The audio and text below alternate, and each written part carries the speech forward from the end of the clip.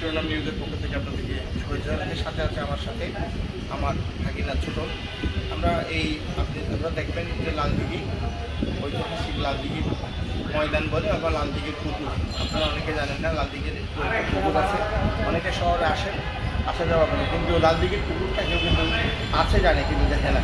তো আপনাদেরকে অনুরোধ করবো এটি একেবারে আজ থেকে 200 বছর আগে এখানকার যারা সনাতন ধর্মী বড় বড় ছিল, ব্যবসায়ীরা ছিল, জমিদাররা ছিল, তারা শাসন করেছে এবং পরবর্তীতে এটি লালদিঘির পুকুর হয় এবং যারা লালদিঘির পার করে এটা একটা লালদিঘির পুকুর পার।